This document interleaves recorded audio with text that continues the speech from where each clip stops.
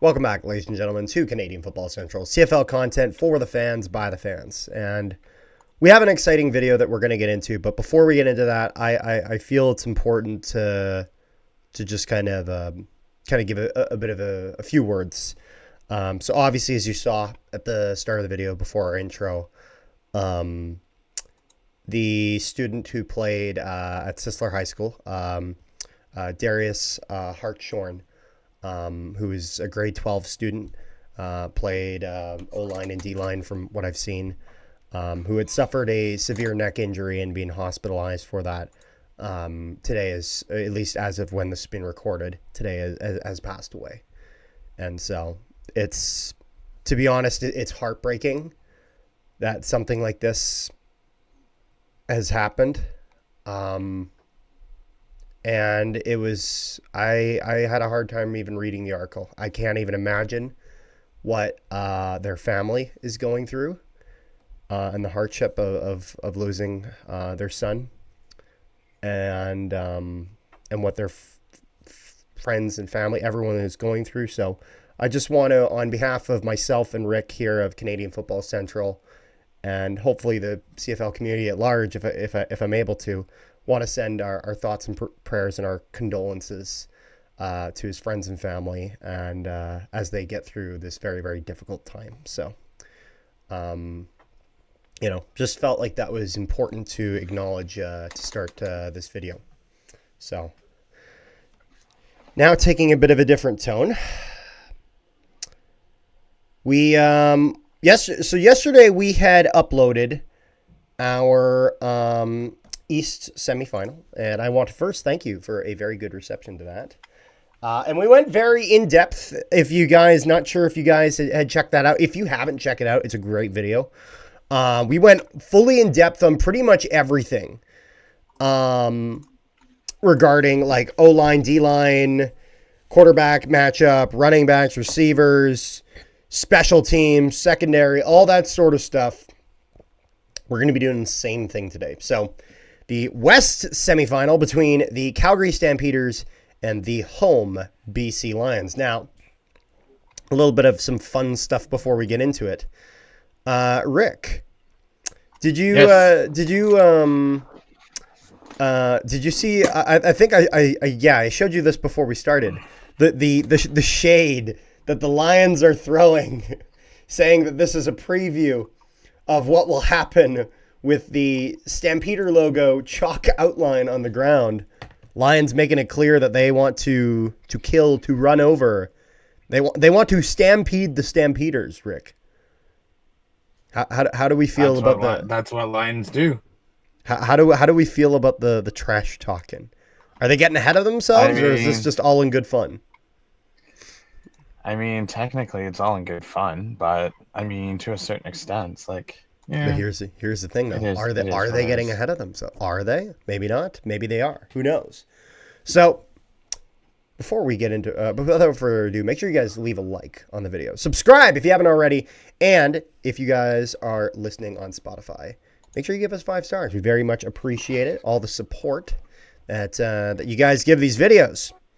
Now, do we know, actually, firstly, we should start with, Rick, I think you said you found some better injury reports yesterday, the official ones, as opposed to just kind of tweets that you were getting about. Let me go and see where I found them. I found them on the main webpage of... Ooh, interesting. What is interesting, Rick?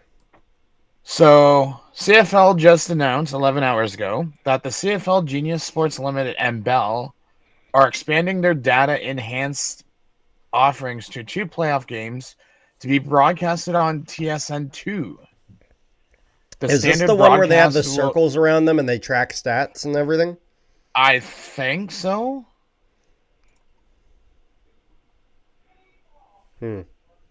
I see. Okay, I found it. Found what we were looking for. So, I'm just gonna read the outs because like these things are so long with load management and stuff like that, that I'll just mention the questionables, doubtfuls, and outs. So Jeshwan Antwi, he's questionable. He did not practice all Yeah, we're week starting with with an Stamps, right? illness. Yeah. Joshua Coker, he suffered a knee injury in Also, make the sure. Hamilton Calgary game. Can you give position names for those who are not aware? Yeah. So Josh Coker is offensive lineman. Yep.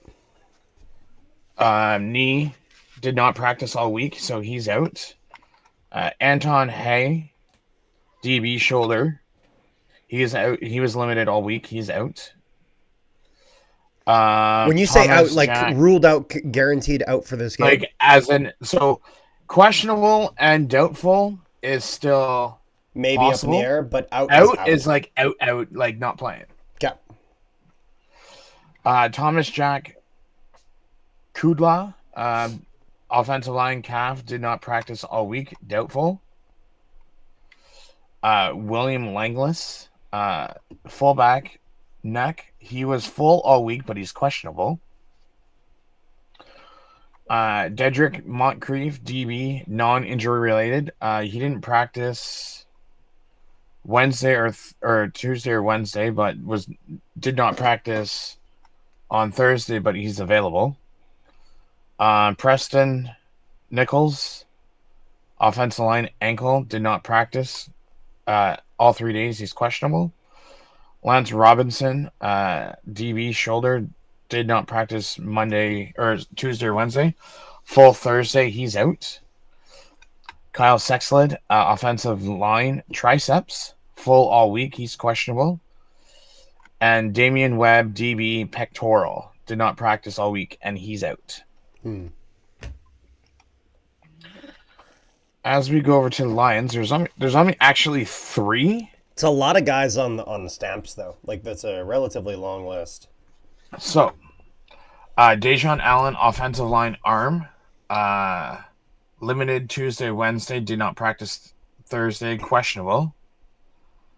Yeah. There's Gerald Broxton, offensive line arm. He was limited all week, but he's available. James Butler, running back, ankle, did not practice Tuesday, Wednesday, limited Thursday, questionable. Which is, I think if you're the Lions, you really want to have you want Butler for that game. That's so. He's been such a crucial piece of that offense. Justin McInnes is wide receiver, ankle, did not practice Tuesday, limited Wednesday and Thursday, and he's questionable.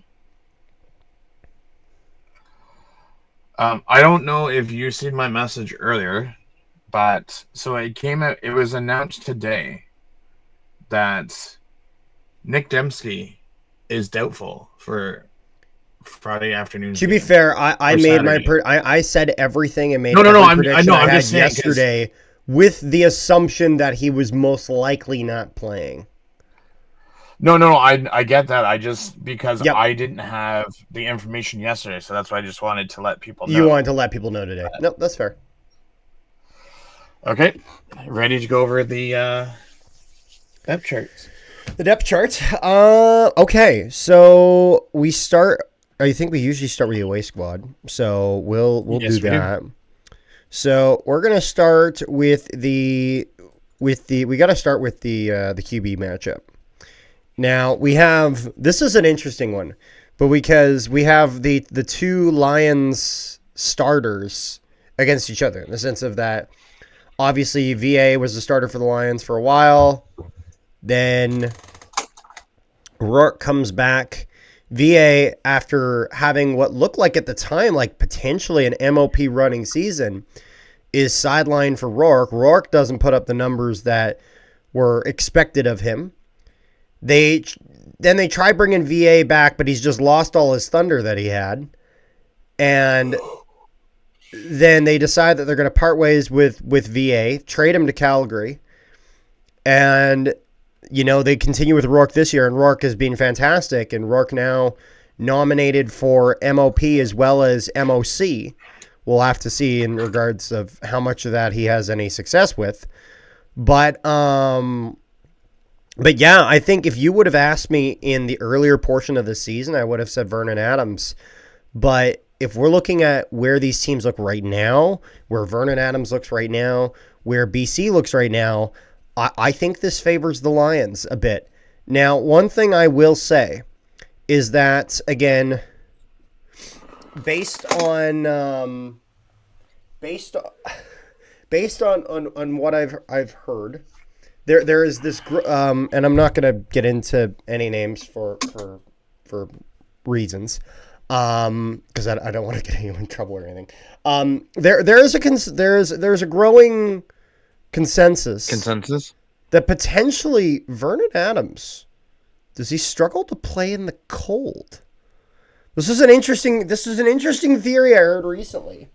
Now, it's kind of backed up by if you look at the trajectory that he's been in the last few weeks, and it kind of the colder weather kind of swooping in. Even if we look at that game earlier in the year, that was a pretty chilly day, rainy, just shit weather. VA lost to Dustin Crum in a game like that. And we were kind of talking about, well, Crum's a really good running quarterback, this or that. But, kind of looking back on it, it's like, yeah, but so is VA, you know what I mean? And that was a game that he struggled with. And so is Rourke. Well, I don't know if I'd agree with that, because, here's my... Why would you say that? Here's my thing. 600 rushing yards and the 16 rushing touchdowns. Like you're saying that Rourke does not do well rush. No, I'm saying Rourke's a good rushing quarterback. Oh, okay. Sorry, I thought you were saying that he's not. No. Yeah, no. The yeah. Keep in mind, this is indoors in a dome. This is indoors in a dome. So yeah, and that was the only thing I was actually going to mention that I think may actually work to his advantage. But yeah, no, I think this is one of those things where when I look at the QB matchup, when I look at the starters, I think BC's got the edge. If we look at the backups, I think Chase Bryce and Mazzoli is a stronger backup presence than I say Love's better than Bryce. We've seen both Bryce in person. Hey, I mean, Bryce did pretty good when he was in. I don't know what you're talking about. He got the only touchdown of that game we were at for the Lions. I mean, he outperformed Vernon Adams. Get the job done. Well, to be fair, we never really see a large sample size of Bryce. Like, to be fair, you know what I mean? But I mean, hey, it's a hell of a lot more than Vaughn's shown, and they still have Mazzoli.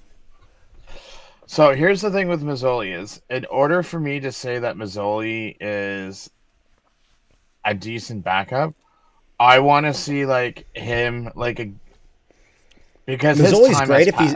Mazzoli's great if he does. Yeah, well, that's where Mazzoli's great if he doesn't play the full 60 minutes. If you need him for half a game, if you need him for a quarter, you got him. 60 minutes. I'm saying if you need him for half a game, if you need him for a quarter, I think he's suitable. I think the problems start to arise when he's on there every drive, full game. That's where the problems occur.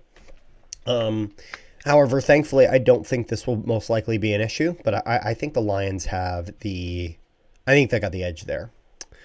Shall we move to the running backs? Sure. It's funny because James Butler, firstly, there's the question marks regarding him. He's been very good for the Lions.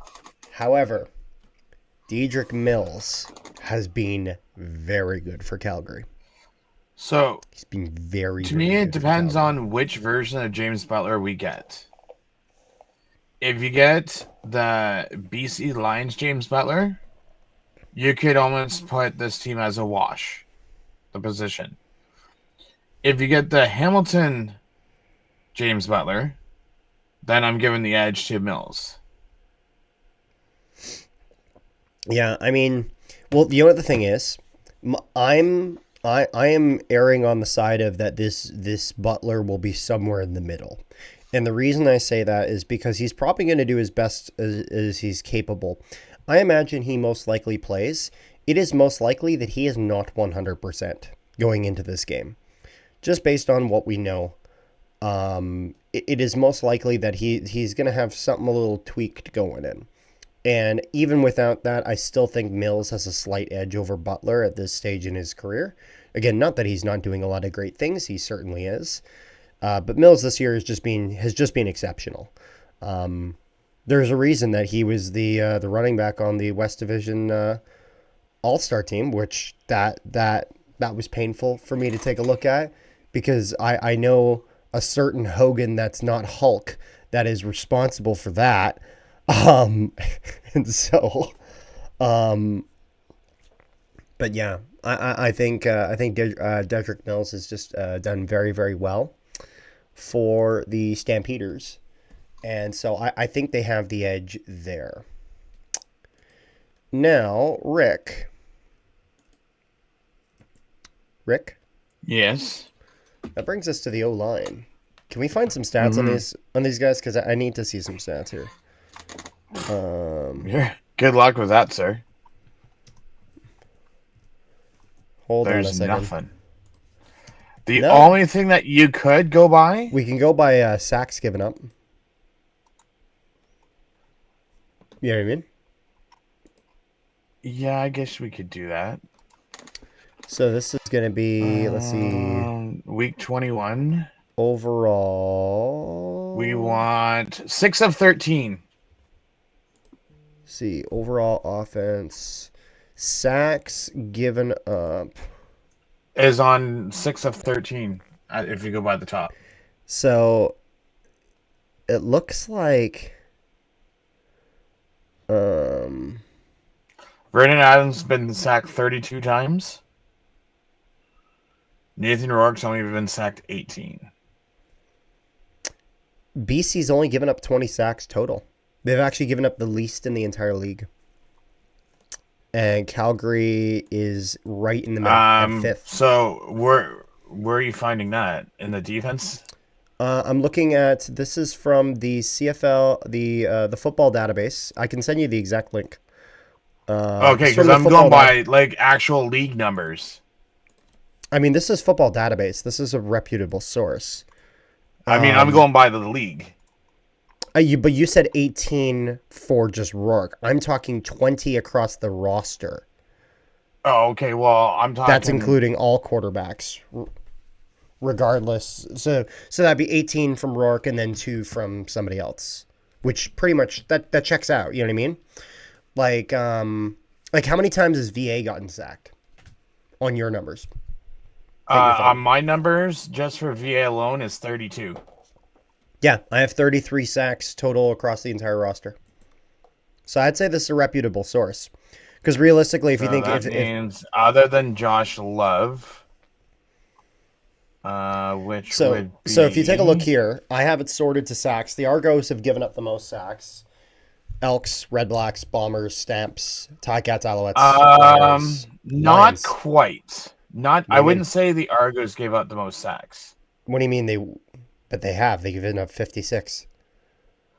Actually,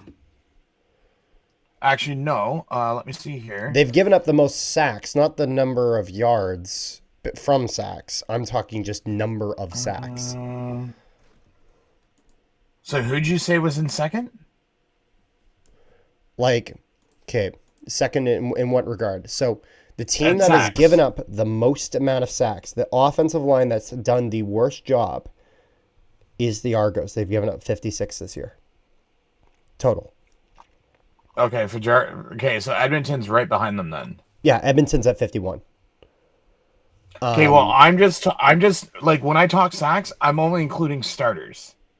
Oh, I include all of them because they're all relevant. If you put your backup in to close out a game or whatever, and you pull your starter out, then I think that sack still counts.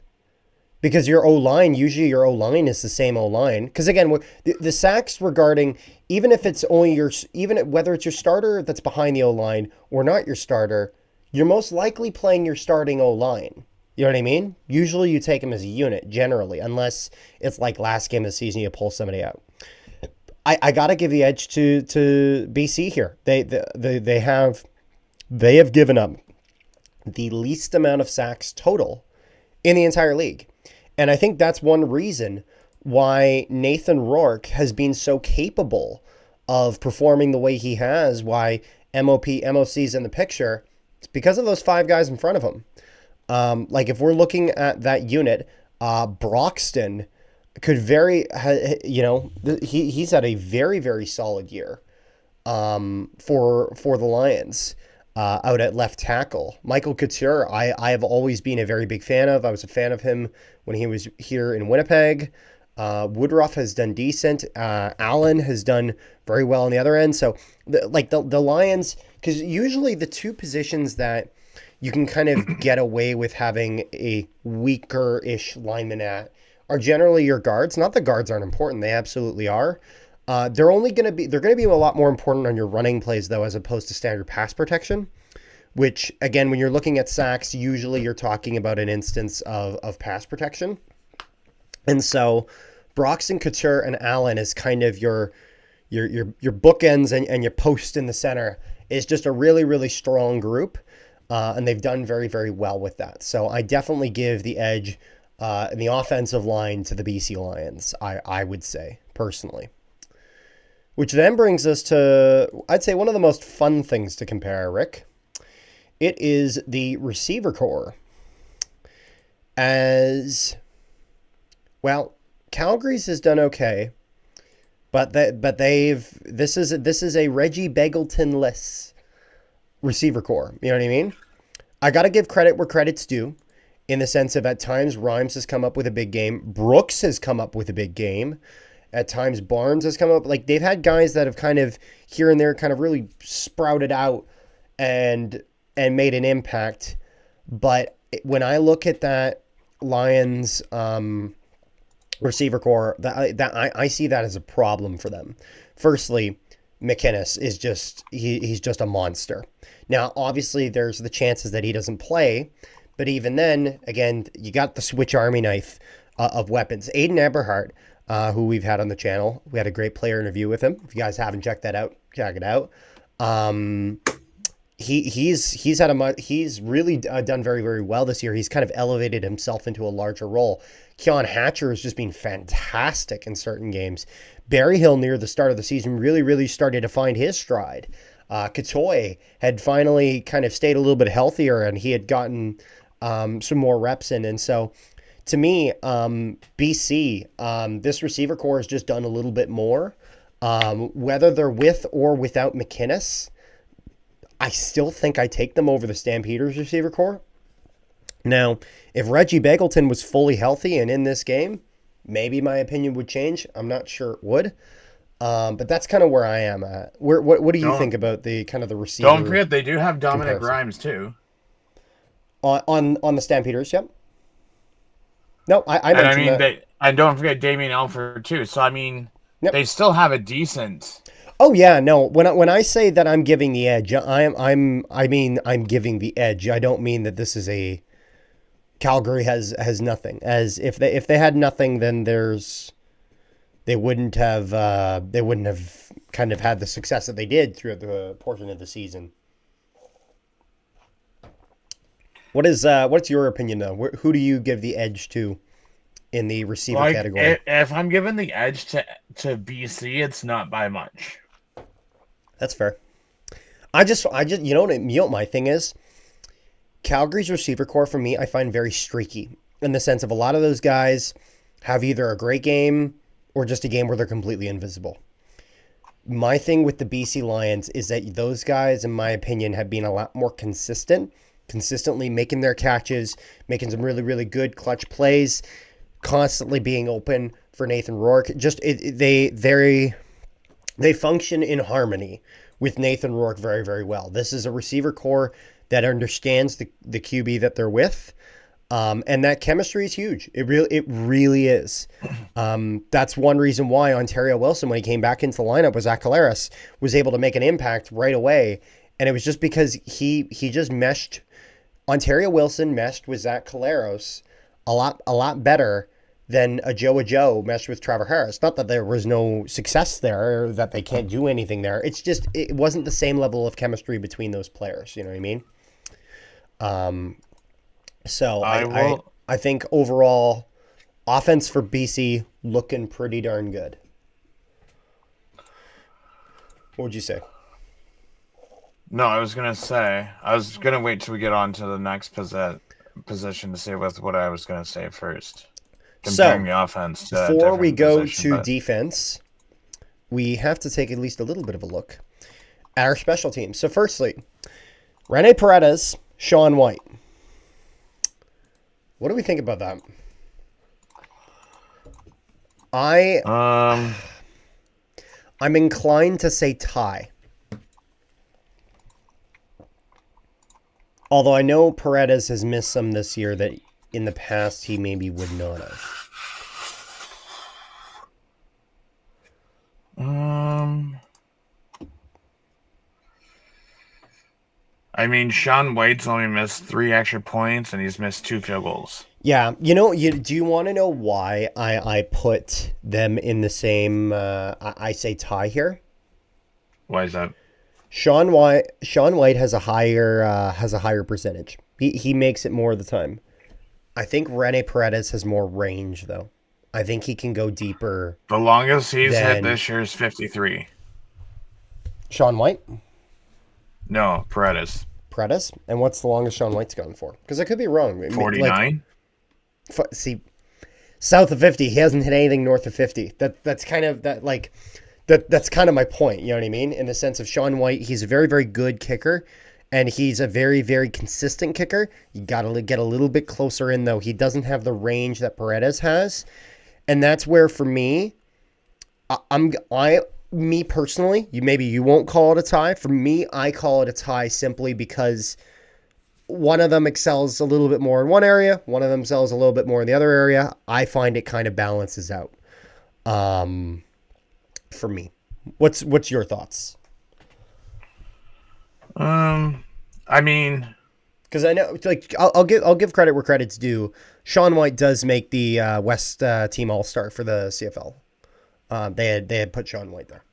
the only thing is, if BC wasn't in a dome, could Sean White make as many of those with wind? I'm gonna Not say being in a yes. dome. I'm gonna say yes because as much as half their games are in a dome, half their games are also not in a dome, and he's still pretty consistent. You know what I mean? Like Yeah, I'll but give they're I'll give not. credit. I would I'll have give to go back credit. and see if they were on actually windy days, though. Again, but at that point, they're like you got to go so far in. You know what I mean? Like I'll give credit where credit's due. I'll give the benefit of the doubt that he's playing at least 50% of the games not in a dome, and he's only missed 3. So I'll be fair there. Shall we? I'm calling it a tie. What are you calling it? I mean, I would say Sean White has more over than Paredes. Yep, that's fair. I don't see on the depth chart here that you're showing me, Rick. I don't see a returner. What's what's On what's with that? Kick returner. on which one? The BC one? Both BC and Calgary. Because they don't always have returners. Why the hell would you not list your returner? You're asking the wrong person. No, I don't know. know I'm why. not giving you shit. I'm saying that's stupid that they wouldn't. I can easily find that out. Yeah, because So Calgary's been going between 3 different people: Eric Brooks, Keelan Horton, and Enzo Benjamin. And BC has Seven McGee, Brooks, and Jackson. yeah. So they have 3 different people. So I'm gonna say toss up. That's not enough information for me to make an informed decision. um, Now, If you're talking explosive, let me see here.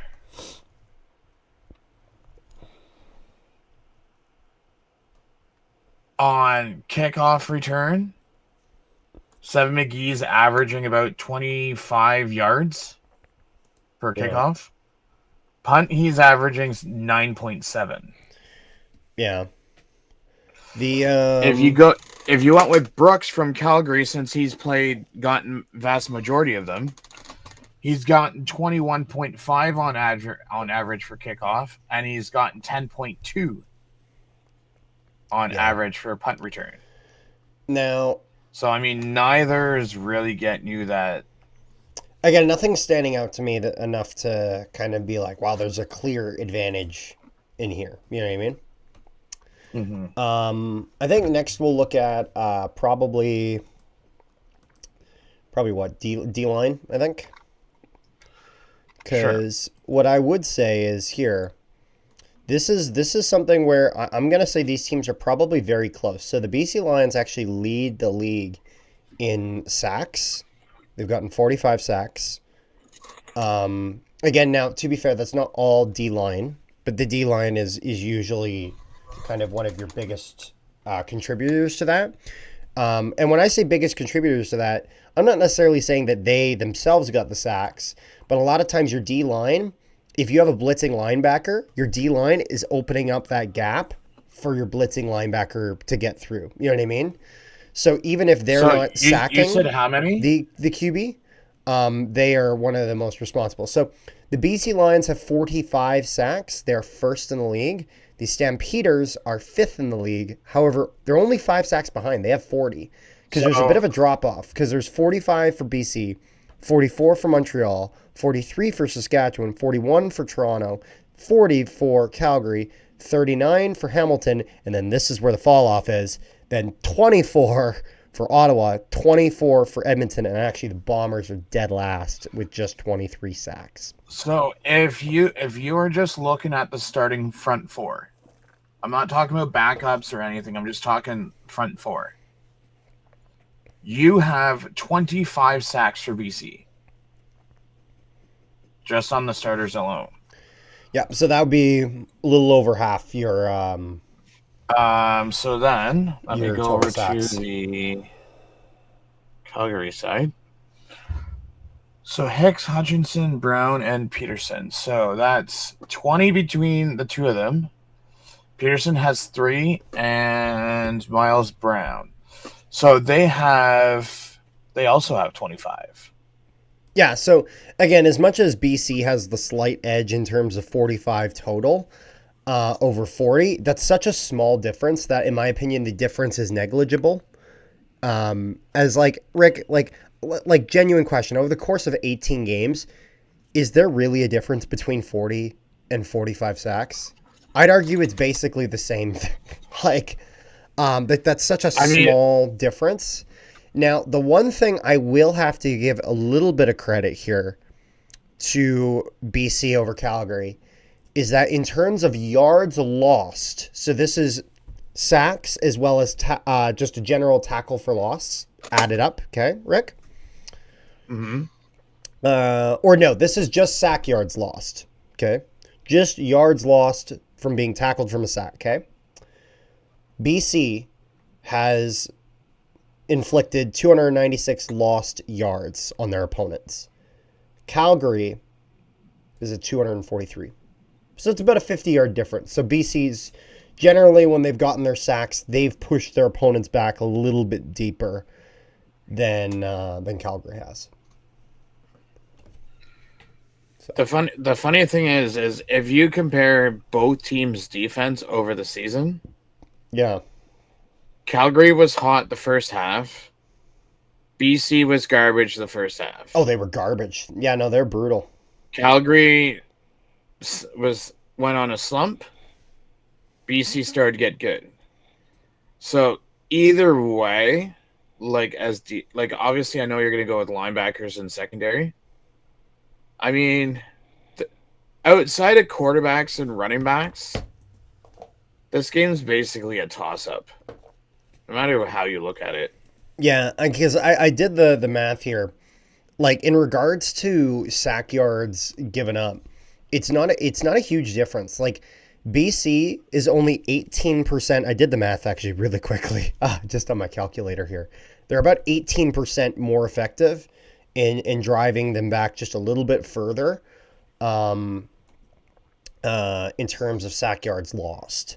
So I'm gonna give maybe a slight edge to BC, but again, that's something where that's something that can just change on any given night. That's within the realm of error. Now, that then brings us to the linebacker core. One of the biggest losses for the Stampeders was the loss of their starting middle linebacker, Micah Awe, which I could be wrong, but Rick, I think we're both wearing a Micah Awe jersey. Is that right? Right now? Are we both That is wearing? true. And we're both wearing signed Micah Awe jerseys, right? You got yours That signed is as well, true. right? That is true. You have the BC Micah Awe jersey. I got the Stampeders one. But yeah, and he's just been a crucial piece. He has led the Lions in so many games in terms of their number of tackles, just like most tackles for their team. Like if I'm just taking a look here at his numbers in BC, yeah, like honestly, his BC numbers have been even a lot better than his numbers in Calgary, at least last year. So in his best numbers he ever had was 2023 in Calgary, 18 games played, 134 defensive tackles, 6 special teams tackles, and 2 sacks. Then last year, 69 defensive tackles, 18 games played, 4 special teams tackles. And then in 2025, 114 defensive tackles, 3 special teams tackles in 18 games played. And 2 interceptions. Yes. Can you talk a little bit about the linebackers here while I'm just trying to pull up some stats? Yes. So, let me go over to the BC side. So I'm trying to think So, here's what it was. Because one of the things I did remember that I wanted to bring up was about Awe here. Micah Awe, and this is just from the AI overview, but I remember this is to be true. Micah Awe's CFL record includes setting a single-season franchise record for the Calgary Stampeders with 134 defensive tackles in 2023. So that was a franchise record, which is also the 3rd highest total in CFL history at the time. I'm just making sure to note that there. And yeah, so the guy gets a lot of tackles. And this year, as much as he's not quite at like 134, he's not exactly that far off. Oh, we lost Rick. Where did we lose him? We're going to get him back. Oh. We need Rick back. Save Rick. Carter didn't like me. He told me to hit the bricks. Kick log. I did not kick you. I was looking over at my stats and then you come back and you left me. Anyways, linebackers, Rick.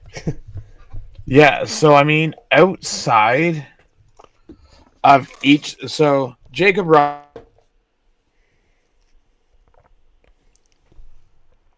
Roberts for Calgary has 102, Micah 114. After each of those leaders, it drops significantly for each team.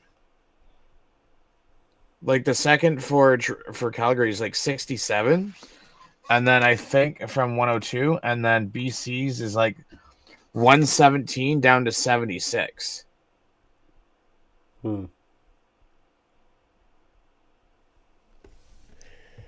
Yeah. No, but I mean, if I'm looking here now, actually, I have a genuine question, Rick. What's that? Do the Stampeders dare play Adam Bighill? I don't see why not. Why Yeah, wouldn't you? I don't know. I'm just curious. I wonder if they would. I wonder if they So would or I'm not. curious to see what Also, BC secondary we're gonna get. uh, do you want a fun fact I will say about before we get into that regarding that sort of? Sure. These two teams are tied in interceptions completely, 19 apiece across the entire roster. So they're completely even. Um,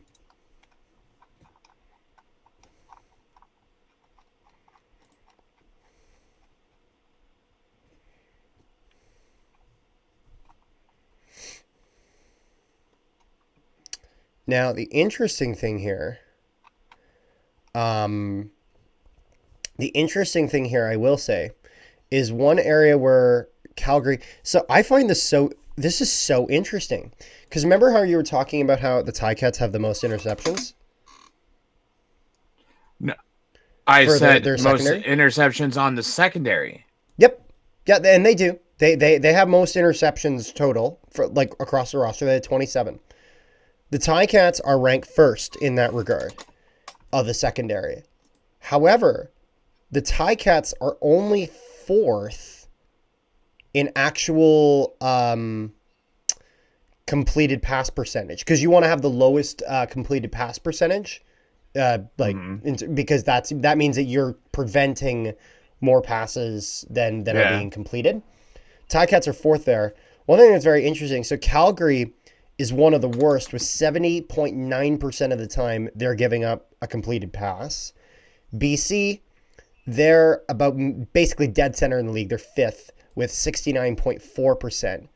And actually, it's Winnipeg who's in first with 62.2%. Again, this is kind of what I meant by Winnipeg. They don't get interceptions, but they do very well at cutting down that percentage. But and it's Toronto who's dead last. They give up 72.4% of passes against the Argos are completed. But this is where the Lions have the slight edge here. Again, only by 1.5%. It's not that huge of a difference. Um, and so just kind of an interesting thing of note there between these two secondaries. Now, in terms of notable players here, um, the Stampeders is being kind of interesting because there's not really as much of big names, just kind of some guys that have really kind of come in and made a bit of noise. If we want to talk about a guy who's made a bit of a noise, BC Lions Robert Carter Jr., the man with the honor of having the second best catch of the year. And I say that because I believe with my biased Bomber heart that Ontario Wilson's catch is number one of the year. Um, the one where he truly never gave up on the football. But Robert Carter Jr.'s catch is just fantastic for the Lions. But the Lions secondary has been something that has been. Rick, would you agree it's been extremely hot and cold in this season? Who?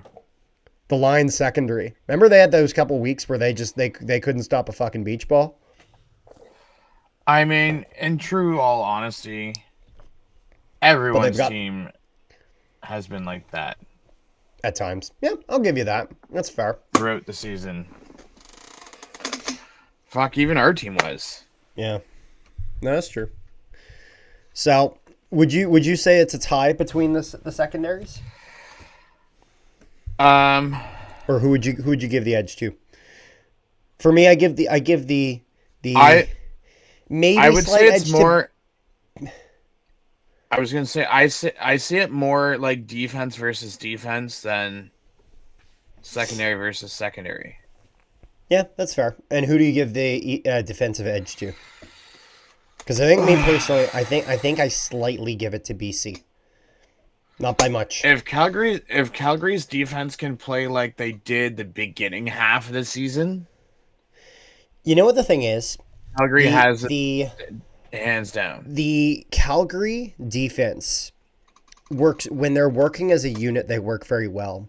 The thing that can be problematic though is that when BC's working as a unit, they're great. But even when they're not working as a unit, They have a few stars in each part of the defense that can be a game changer.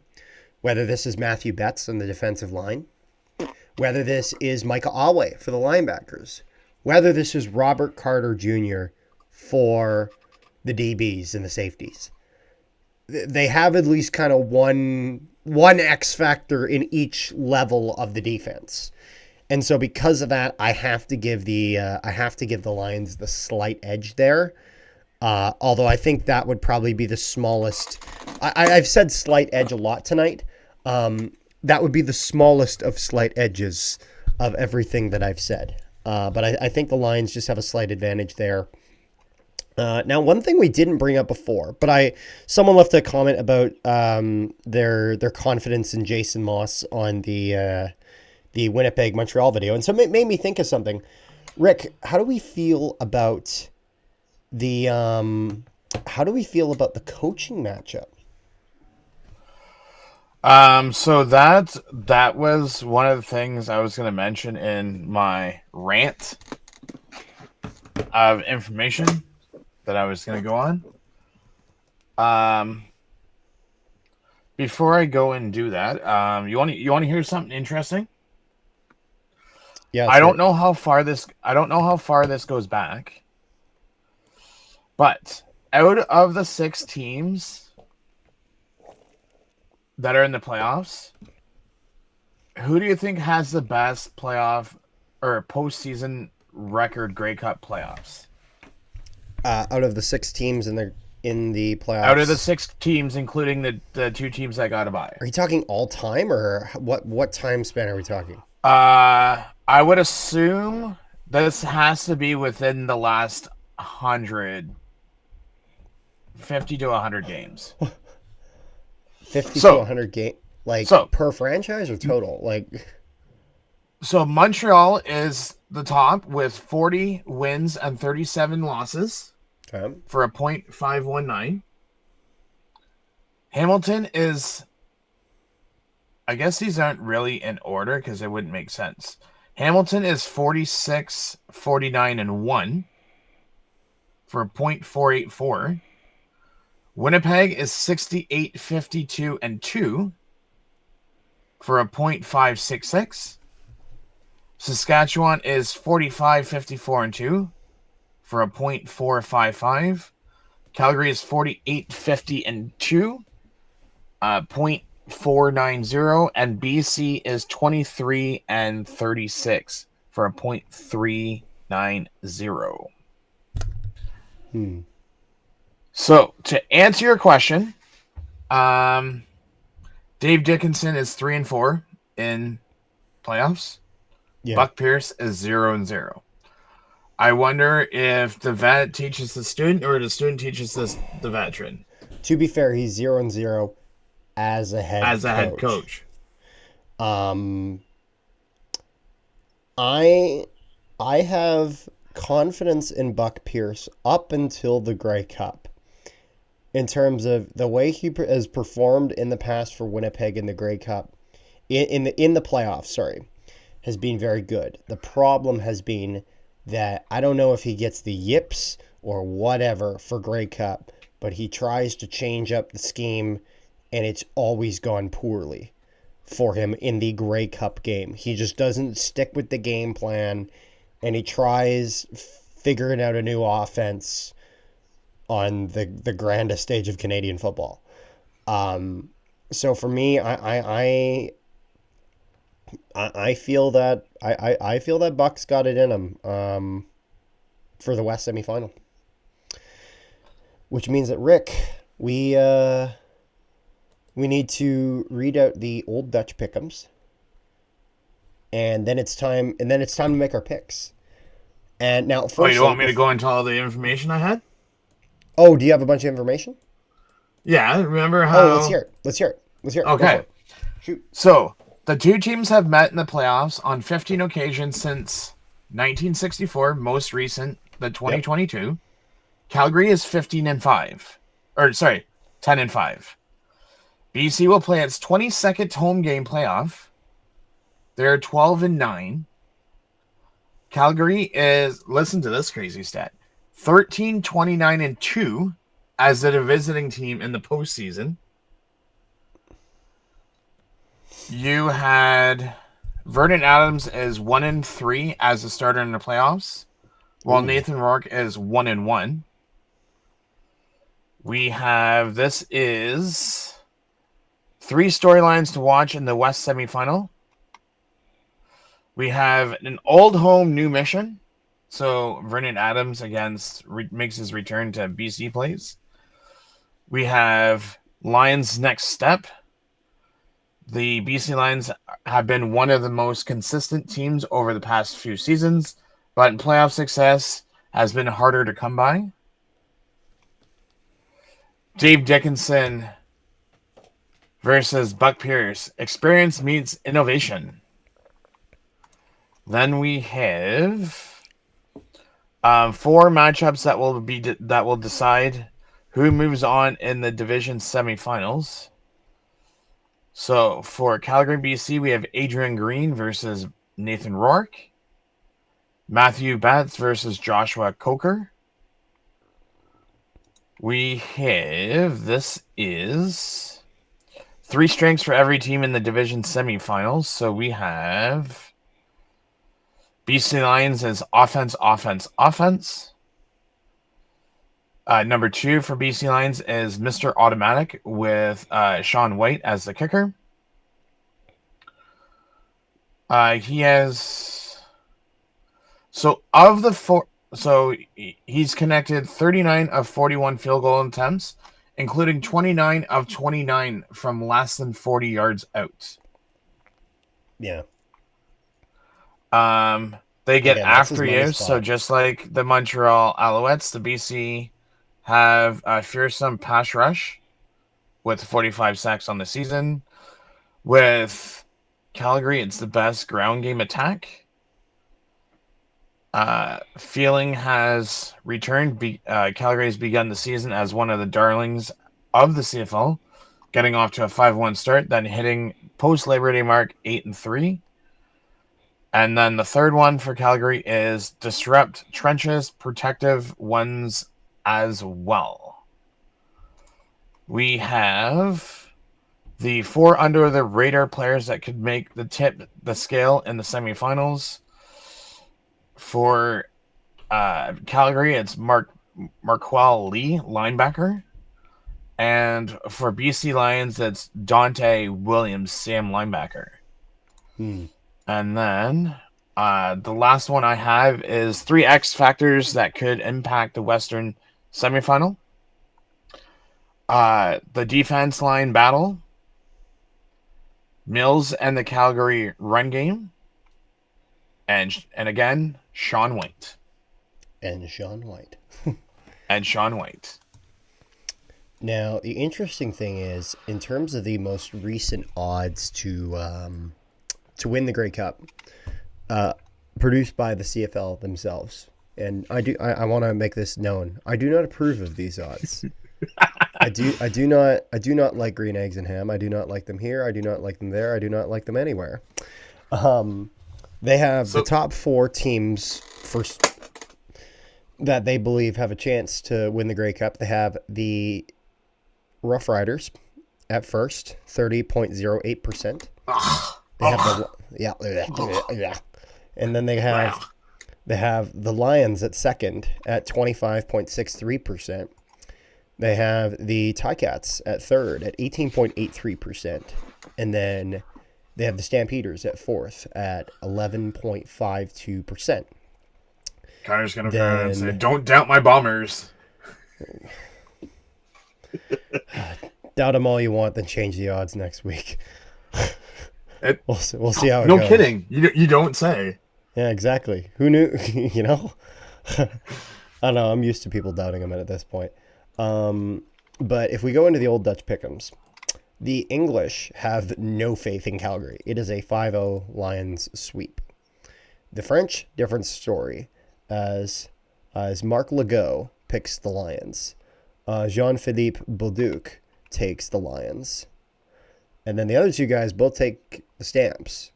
So all in all, it totals up to a 7-2 Lions over Stamps in the pick'ems for the Old Dutch pick'ems for the English and French, which now means, Rick, at the 55-minute mark, we have to make our decision. What are we thinking, Rick?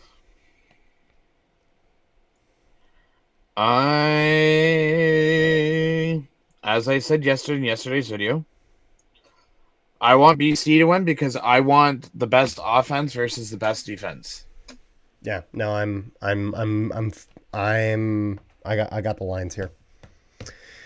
I think if Calgary had been able to keep that train going that they had earlier this year, I think they look like they were better than everyone in the West. They seriously did.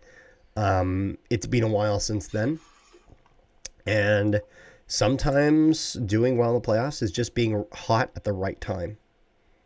And the Lions have been hot at the right time, so I'm going with BC.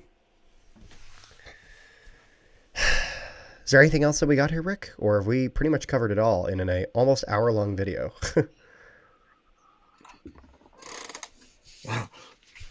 Carter's like, man, I wish we showed some more love to the East yesterday. No, we showed plenty of love. He has a Slurpee. I've had a Slurpee this whole time. You just noticed now.